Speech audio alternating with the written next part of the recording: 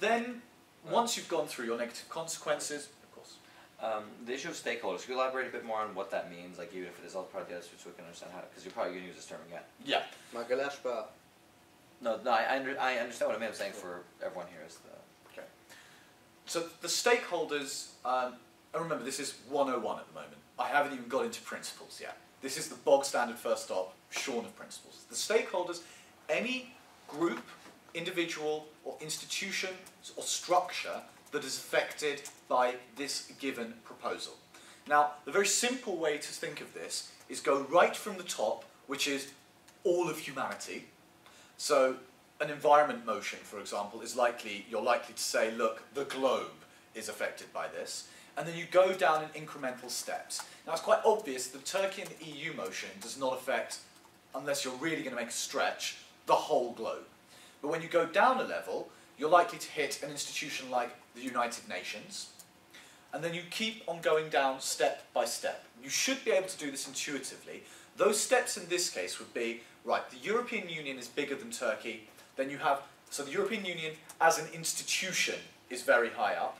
You then have the constituent country members, which is a separate stakeholder to the European Union, because members have got different priorities as opposed to the actual institution of the EU. Because when you talk about the EU, you're talking about the Commission, you're talking about voting structures, you're potentially talking about its foreign policy. When you're talking about member states, you're talking about France or Germany or Austria and what they want as policies, their democratically stated aims and goals. You have Turkey at that point as a stakeholder, and then from Turkey we derive another set of stakeholders, which are the region around, countries around Turkey.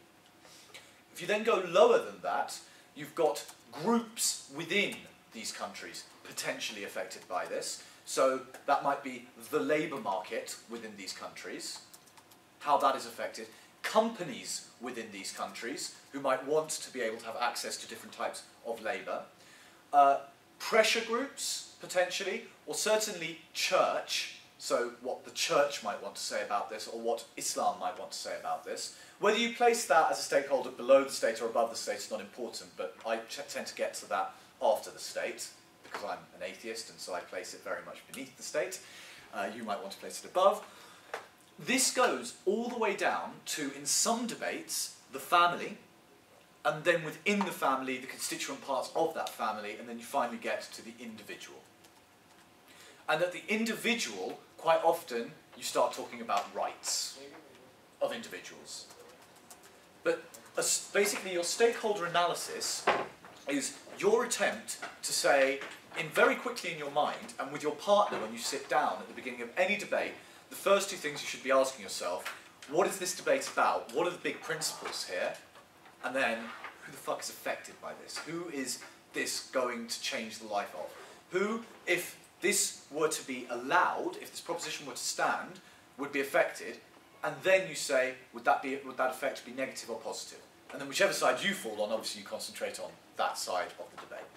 Is that a clear enough explication of a stakeholder? Okay. So, in the very simple op case, we have your problems with the mechanism, or your problems with this won't happen in the real world. You then have your second step, which is, what are the consequences of this going to be? And then finally, you have your, okay, and what are the alternatives to this? Because you do want to say, we appreciate you bringing this. Obviously, there is an issue here, but what are the alternatives? Either you say the status quo is absolutely fine, that is actually an alternative. You say, look, the status quo offers us a Turkey with whom we can trade, a Turkey with whom we have military alliance, a Turkey with whom we have diplomatic engagement, and a Turkey who has power within the United Nations. We don't believe that Turkey and the European Union works because they will flood our labour market, as we said in our first argument. We believe that Turkey is culturally completely different, and we also believe that the European Union was not built for that reason. Okay. Now this is where we start moving into more complex ops. That is the really obvious, all about the practicalities, all about the real world, apart from that last thing I said. This is where it starts to get more interesting for you as opposition teams. You have a decision at the start of the debate as to whether you're going to engage with the proposition on principle grounds, or on practical grounds, or on both. So in this one, I could just go, and it would be quite a good op to simply say, we think that the labour market will be ruined by this. This is after you've said it's not going to work. We think that Turkey's population is uneducated. We think that there will be border problems because they can't secure their border. And so how will we have any kind of one, security arrangement, and two, how will we ensure that the free movement of labour, which is already a problem with Turkey, won't become more of a problem because there are people coming in from Iran, Iraq, Syria, because already we know that their borders are porous. And we also don't think that if you let in Turkey, you will ever be able to get the Cyprus issue solved, the Armenian genocide issue solved, whatever. Purely practical. But what you haven't done is engaged on any principle level what they say. The principle level is going to be perhaps the following. One, when do we admit countries into the European Union? Under what conditions do we do that? Why have we set those conditions? So what is the European Union, essentially? And that's where you might say, rather than just being too big and too poor, that Turkey is too Muslim, and that this is about the EU as a Christian club, which is how many people within the EU view it. You may want to talk about leverage. So rather than just saying, well, you'll never be able to solve the Cyprus or the Armenian issues, you may want to talk about what do negotiations give us, rather than immediate entry. Negotiations give you leverage. And so you go, rather than saying, this isn't going to work, you start talking about what negotiations actually are and when they are useful. Now, the first one, where you purely go on practicalities, you might win. But if first proposition have brought in a case, and so you're preparing your case, and if you prepare it on pure practicalities, and propositions stand up and bring you this very principled case about, actually, we have a duty to Turkey that is derived from a shared history that we have, or that the European Union has a duty to act as a bridge at a time when there is a clash of civilizations, and that Turkey offers an opportunity to bridge that, and here's why. If you stand up and give a purely practical response to that, it might be that the two teams are not clashing. Now, this was a massive debate that we had in the car on the way down. What is the correct strategy for you to pursue at that point? Before I go to that, are there any questions at this point? Because very soon I'm going to start asking your opinions on this.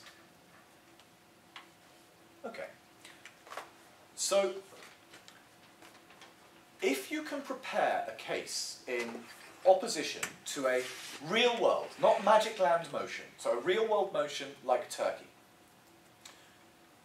I would advise you strategically to go beyond that mere practicalities argument and to have this mix of, here are the principles which we stand by,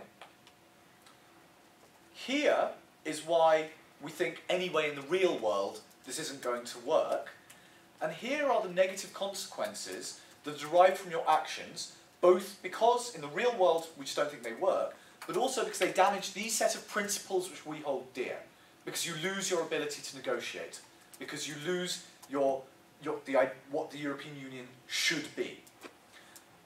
Why might that strategically be, or in your view, is that, for example, a correct strategy?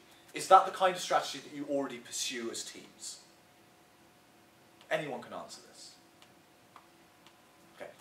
If you're not going to answer in that case, I'm going to give you another motion, and I'm going to ask you 2 minutes to come back to me with what you think the op is likely to be. Sorry, Michael, you've heard this one on the way down. This house would ban all advertising. I have a good idea. Okay. This house would ban all advertising. First of all, identify whether this is real world or magic world. Is this magic land?